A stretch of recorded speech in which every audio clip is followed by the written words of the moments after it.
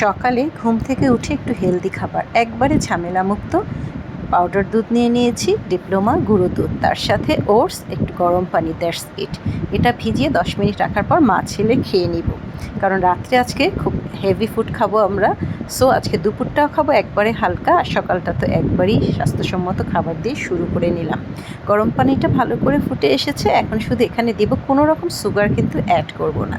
আসসালামু আলাইকুম, hello viewers, কেমন আছেন? শামিনাস কিচেনে সকলকে স্বাগতম। ছোট্ট একটা ভিডিও নিয়ে চলে এসেছি। দুপুরের জন্য নিয়ে নিয়েছি কয়েক টুকরা আলু, পটেটো ওয়েজেস হবে, তো ভারী ভারী করে কেটেছি। আর এখানে কতগুলো মুরগির লেগ পিসগুলোকে মশলা দিয়ে ম্যারিনেট করে নিয়েছি। পাপরিকা পাউডারটা দিয়েছি বলে কালারটা কি দারুণ। আর এখানে কর্নফ্লাওয়ার, ময়দা, লবণ দিয়ে কোট করার জন্য রেডি।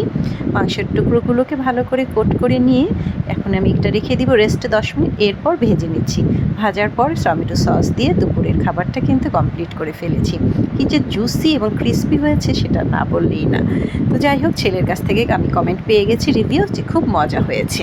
ঝাল ঝাল ছিল, তাই তো আরও ভালো লেগেছে। আর পটেটো ওয়েজেসটাও কিন্তু দারুণ ছিল। আমি আবার দুটো কাঁচামরিচও নিয়ে নিয়েছি। আর এবার গরুর মাংসটাকে সব মশলা দিয়ে ম্যারিনেট করে 3-4 ঘন্টা রেখে দেবো। রাত্রে রান্না করে ফেলেছি মজাদার বিরিয়ানি, বিফ বিরিয়ানি। আল্লাহ হাফেজ।